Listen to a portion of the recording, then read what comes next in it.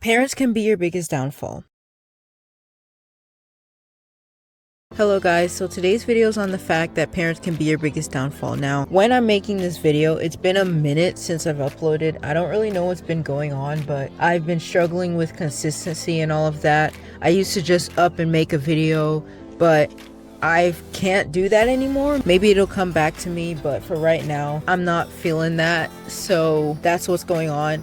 Anyway, so yeah, this video is not a joke. This video is not me hating my parents either. And I don't want to get too personal into this because, first of all, I've talked about it before. Second of all, I'm not trying to shame my parents or anything. I'm just here to talk about general things that, you know, a lot of people go through, not just me, with their parents. And we're expected to be like, oh, but they want the best for us, so therefore we have to swallow all of it. But sometimes it's just straight up toxic. It's just straight up wrong. And we got to call it out, okay? That's what we're here to do. So some parents, you know, they like to compare, like, oh, your peers are doing this, why aren't you doing it? They say they're pushing you, right? Like, oh, why don't you go to school? Oh, why don't you do this, do that? You know, people know, immigrant parents know, right? Doctor or lawyer, that's the only path you can go because they make you money. The rest is risky. The rest is don't do it because it doesn't make you money. You know, all of this, right? So I guess not just immigrant parents, but some parents in general who have this desire to push their children in this direction. The reason they do this is maybe they grew up in an environment where they didn't have a lot. So of course they're going to push you to the safest jobs possible. And it's like, y'all want to be tough. You call it tough love, but you need to understand that love is not supposed to be tough. It's supposed to be firm but gentle. Love is not about being hard and domineering and pushing people to do things. No, love is something that guides somebody in the right direction, gently and with grace. It doesn't do it by force, you know? We say our parents are pushing us and all of that, but are you really being pushed or are you being forced? And also, some people don't want to be pushed.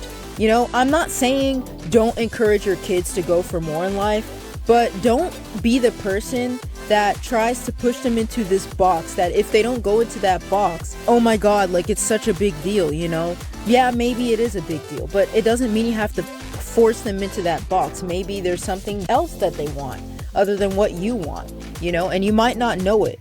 Some parents are like, oh, well, we know better than you because we live here longer than you. So therefore, whatever you say is not as important as what I say. No. Okay, no, that's not how it works. Everybody's word is considered equally.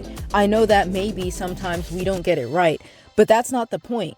Okay, if you want to be fair to people, you give them equal say as you. You don't have more than them because you're older and you quote unquote know more. And I'm not saying because we're younger we know more. I guess this really wanted to come out of me because I actually didn't stutter today. It's been like 3 minutes. Anyway, another thing parents like to do is push down kids' dreams a lot because they're unrealistic, because we've been here longer than you, so we know better than you, therefore go my path, whatever. Like, sometimes they say that they're not forcing you, but they indirectly are kind of putting pressure on you and stuff. And yes, I do understand that parents do push us for the better and for the good and all of that, but what I'm trying to say is that it shouldn't turn into force. Yes, sometimes people do need a heavy hand on them, but it's never a heavy hand that's going to push somebody. A heavy hand is going to weigh somebody down, not push them.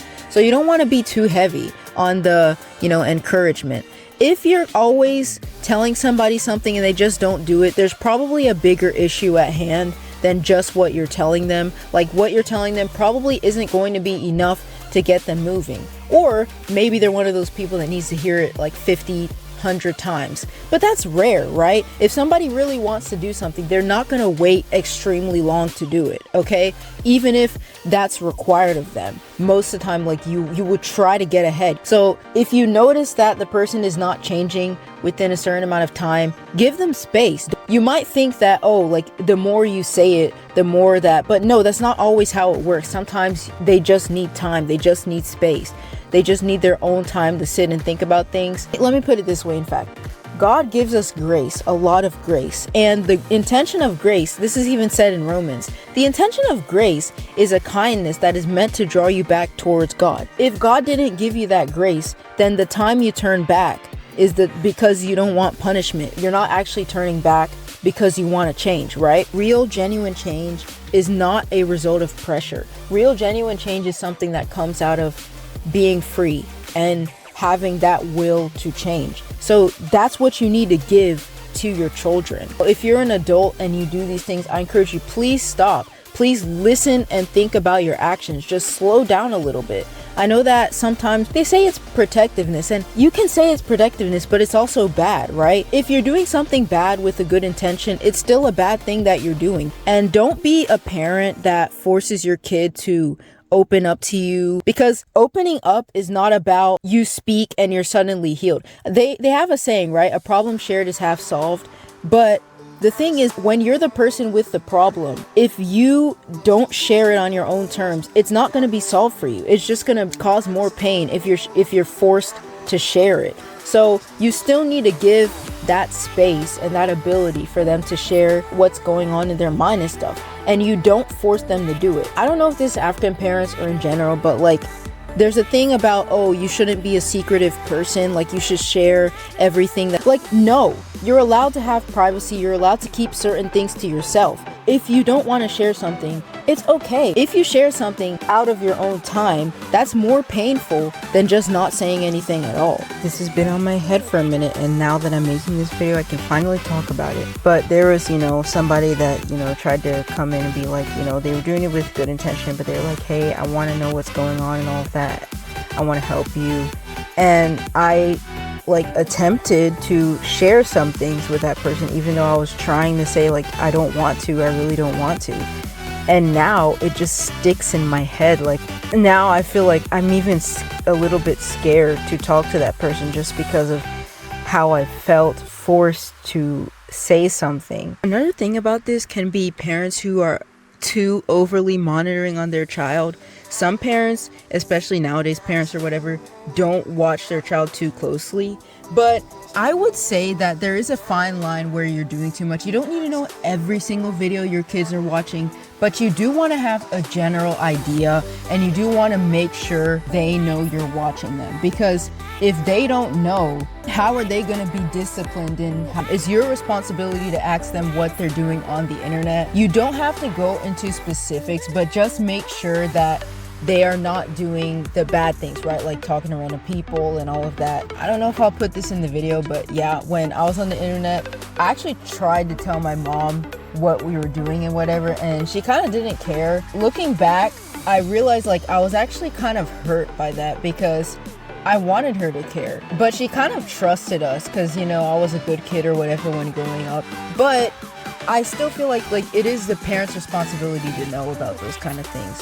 So me personally, I'm going to be making sure that my kids' screen time is limited as much as possible and stuff like that. Like, yeah, I turn out fine, I guess, with all the screen time that I have, which is kind of my choice and stuff like that. But it doesn't mean I want that for my kids. For me, it's not the fact that you're on it, but it's what you're doing on it that's most important. And when you're a little kid, it's very unlikely that you're actually going to be productive on devices. So you don't want your little kids on devices all day, especially at certain ages. I know it's easier to just give them an iPad or something to keep them stimulated and to keep them from crying and all of that, but it's definitely not good for their brain for them to be on that all the time. So just try and avoid it. Toys is like the classic route. I know sometimes even they could get messy putting it in your mouth and whatever, but it's just better so that they can stay grounded in the real world. At least like a 7-year-old can tell you like, hey, I'm watching a video. A little kid can't, So it just doesn't really make sense to put them on that when they don't even know what's going on.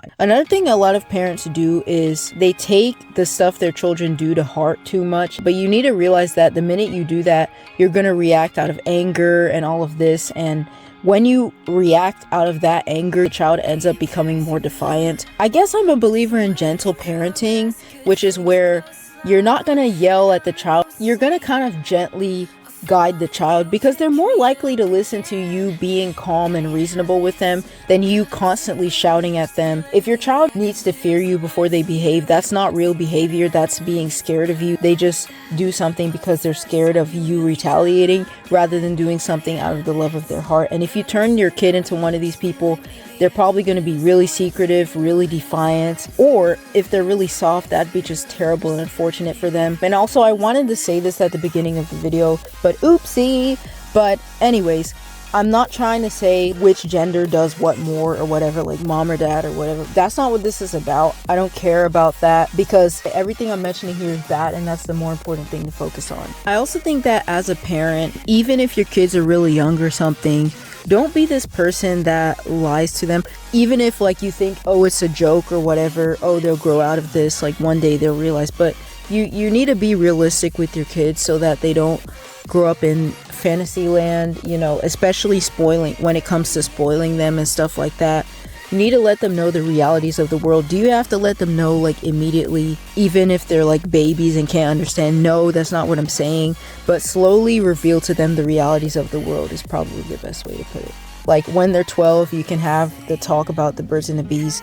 But if they ask earlier on, you do kind of need to say something to satiate their curiosity, because you don't want them running off and discovering something that they're not supposed to be discovering at too early of an age just because you didn't really answer the question, you know? For me, my mom used to say that like a baby is a blessing from God. So I literally used to think that one day a woman would just be blessed and become pregnant. And I never really questioned it, but I guess she answered. I don't know if I asked the question, but I never went looking for the Don't be one of these parents who rules for thee but not for me parents, that like you don't want your child to live a certain way but yet you live that way. Your child will not even listen to you because they don't take you seriously, because you don't even take your own words seriously, right? And also, if they see such inequality from you, like you can't expect them to be obedient to you. For the most part, for some things, obviously you don't want to apply such rules. There are times where you need to be firm with your child. They need to learn to respect you. Just because you're like guiding them in the right direction doesn't mean they shouldn't understand that you are their mother, and like sometimes they need the back of your hand, right? I'm not saying a slap or something, but I'm trying to say like you have to have your hand there guiding them. They're not just on their own.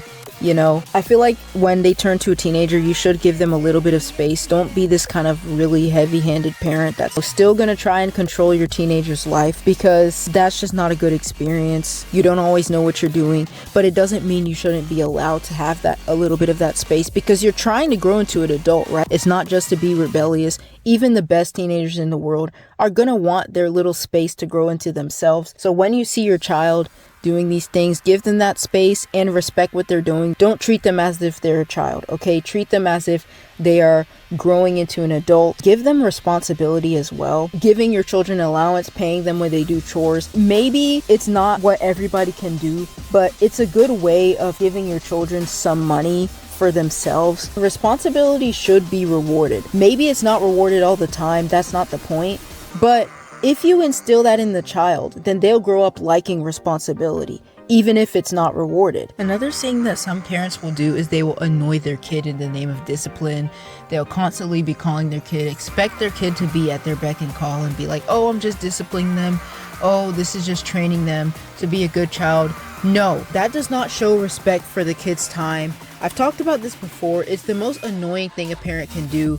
Sometimes there are times where it's warranted, like a parent really needs help and maybe they're doing something really difficult. But even if they are and stuff like that, you have to keep it to a minimum. I'm not saying don't give kids any responsibilities in the house, but it's better for you to assign them a responsibility that they can do either on their own time or at a set time that they kind of know already, rather than constantly call them. Even if it's like, hey, clean the whole house by the time I get back. That's better than having them at your beck and call, because once they're at their beck and call, they no longer have liberty to do what they want. They have to do what you want. And basically that can be any time rather than a set time. Discipline is not slavery. Discipline is not servitude. Discipline is doing the right thing because you've learned that that's what is the right thing to do. I wanted to add to this as well. A parent should not expect their child to or be exactly like them when they grow up, even if they are a really good parent, because it is toxic. Again, you're kind of just trying to force them to be something when the reality is they should be themselves. Good parenting is about encouraging your child to grow in themselves, in their identity, not encouraging them to grow in a set identity that you yourself have for them. And about the point about like constantly calling your kids and all of that, it's annoying, yeah, but also children are not supposed to be workhorses, I guess. I'm not trying to say that they don't have responsibility in the house, but you need to let them have some freedom with their time. You as a parent need to be the example and do your work diligently so that your child will end up doing the same, rather than doing your work in a way that overuses them and then expects them to be able to do work effectively. I also wanted to say that a good child, or one that's raised correctly, is gonna ask to help. They will see how hard you're working and then they'll be like, oh, you guys really need help. You don't force them into that position, right? Especially when children are younger, they really want to be around their mom and dad and whatever, always helping with what's going on. Let them do that. But like when they start distancing from that and turning into their own self, that's when they need that space and distance. They might still come around and help, but they also need their own space because now they're developing their own life. Am I saying it should be all the time? No, but in general, you should allow them to have that space from you. And that's where having a good spouse is really important. Your children should not be doing the work that your spouse or you are supposed to be doing, unless there's an extreme situation going on, or unless they voluntarily ask to do it, obviously, right? You have to have equal balance of work and household. Don't think that is normal. And I guess this has given a lot of Gen Z like hopeless about having a family and all of that. I'm not hopeless about it. I'm just waiting for the right time. Okay, guys, I'm actually kind of excited about this video and I hope I edited on time. So yeah, bye.